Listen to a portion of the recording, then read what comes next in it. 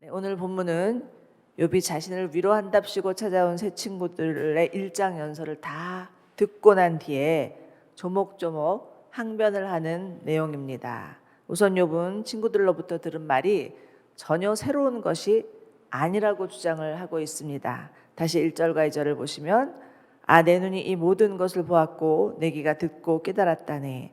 자네들이 아는 것을 나도 아니 나도 자네들보다 못하지 않대네.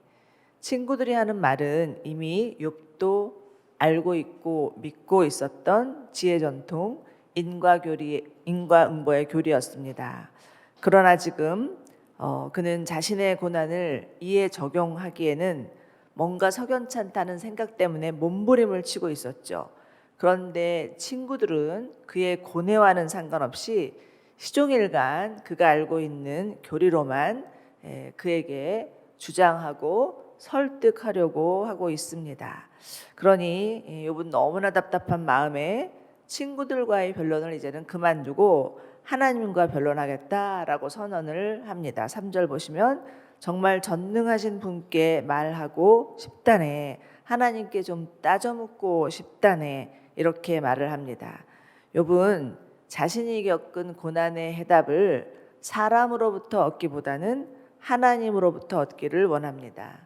하나님께 나아가서 도대체 자신에게 왜 이러한 고난이 왔는지 직접 묻고 친히 응답하시는 하나님의 음성을 듣고 싶은 거죠. 우리는 욥의 태도를 통해서 고난이 왔을 때 어떠한 자세를 취해야 하는지에 대해서 배울 수가 있습니다. 첫째는 사람에게 묻기보다는 하나님께 묻는 것입니다.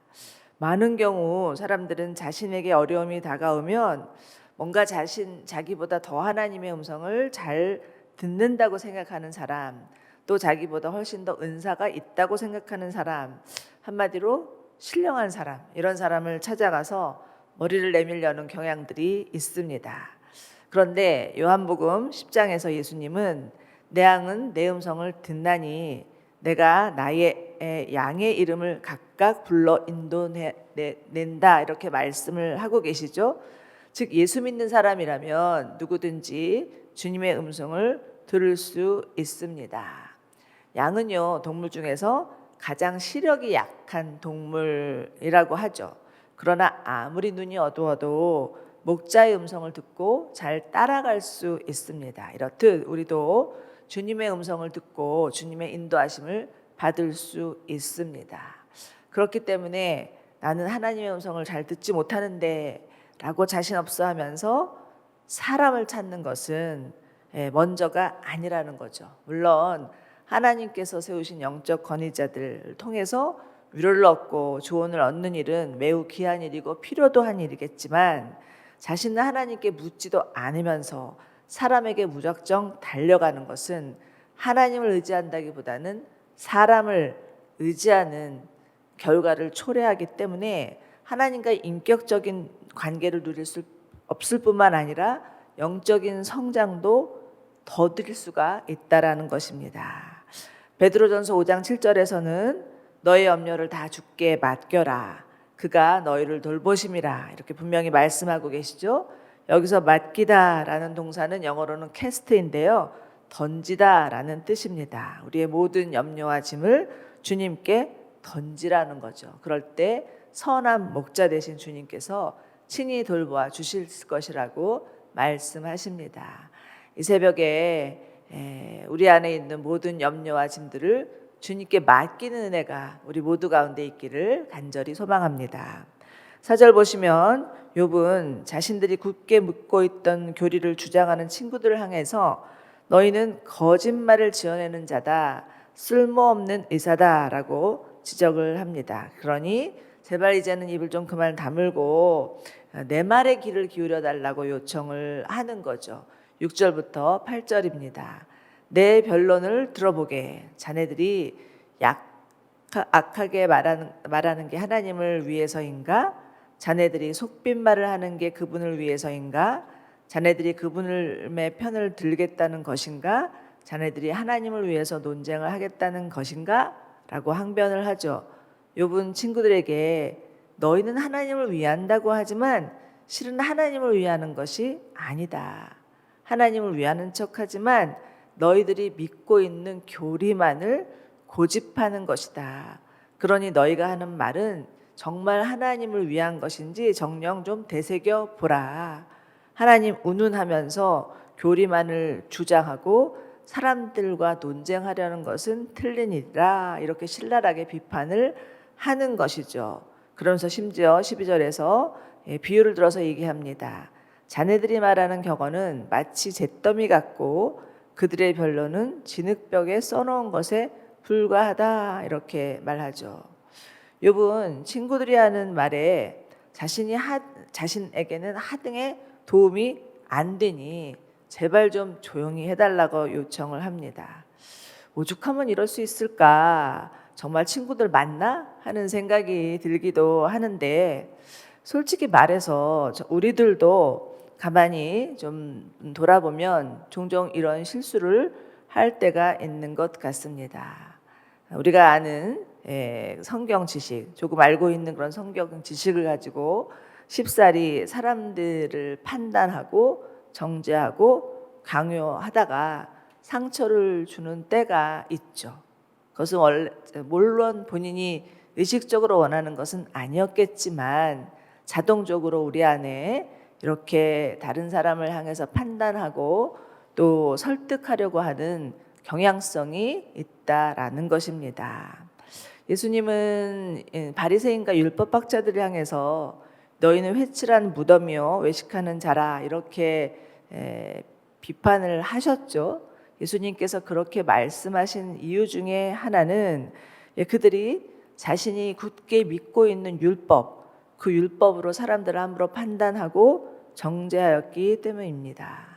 그런데 여러분, 율법이란 하나님이 어떤 분이신지를 볼 수 있는 거울이지 사람들을 정죄하기 위한 망치가 아닙니다. 율법은 사람들을 보호하기 위한 안전장치이지 사람을 판단하기 위한 잣대가 아니라는 것입니다.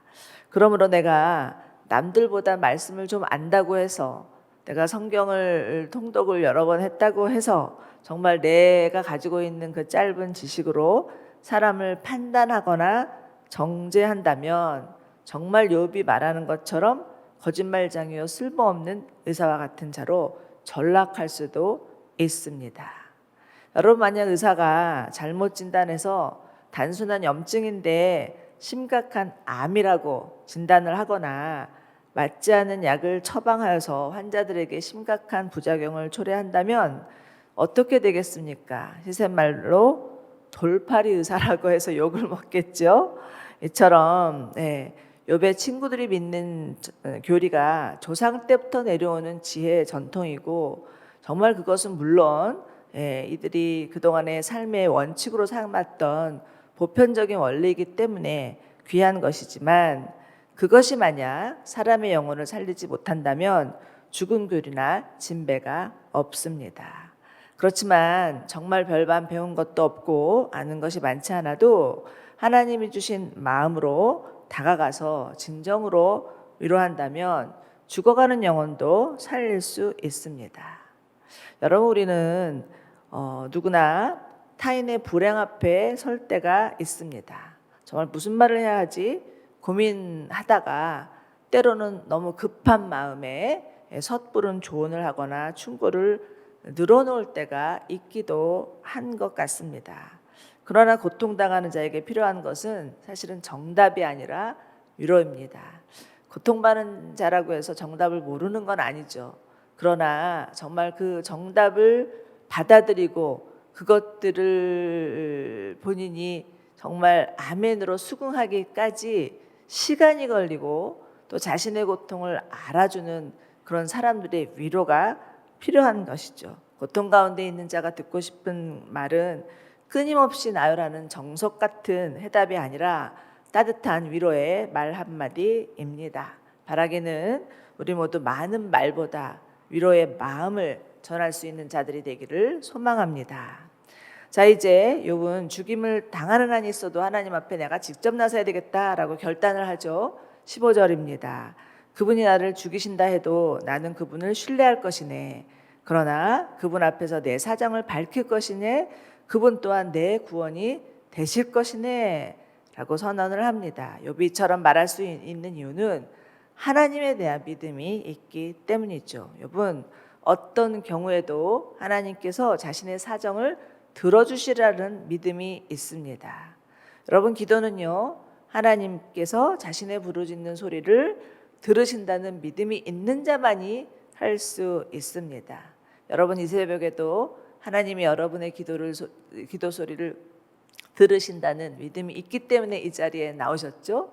그렇지 않으면 불가능한 것이 기도입니다. 누가복음 18장을 보면 한 과부의 예화가 나오죠.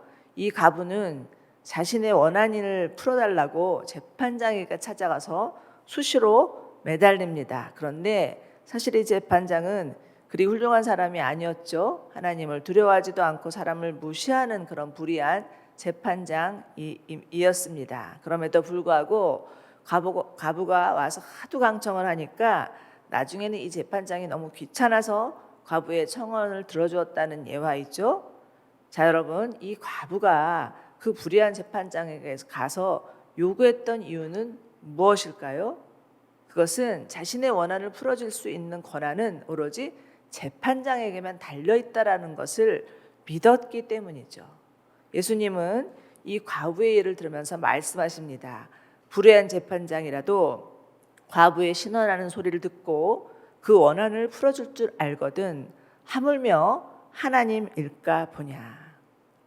여러분, 이 세상 천지에 하나님만큼 우리의 사정과 형편과 처지를 아시는 분이 어디 계시겠습니까? 하나님만큼 우리의 모든 문제를 들으시고 해결해 주실 분이 어디 있겠습니까? 온 우주 만물을 다스리시고 우리를 창조하신 하나님이야말로 우리를 구원하실 아버지십니다. 이 세상에 오신 예수님이야말로 우리를 구속하실 구세주이십니다. 그렇기 때문에 우리 기도의 대상은 오로지 하나님 아버지시죠. 하나님은 예수 그리스도 이름으로 기도하는 우리의 모든 기도를 들으시고 들으실 뿐만 아니라 응답하시는 분이신 것을 믿으시기 바랍니다.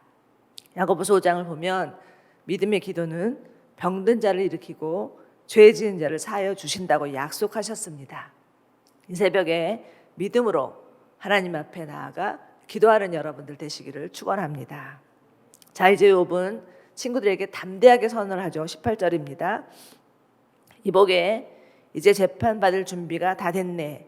내가 무죄가 될 것을 알고 있네. 누가 나에게 시비를 걸고 다투겠는가.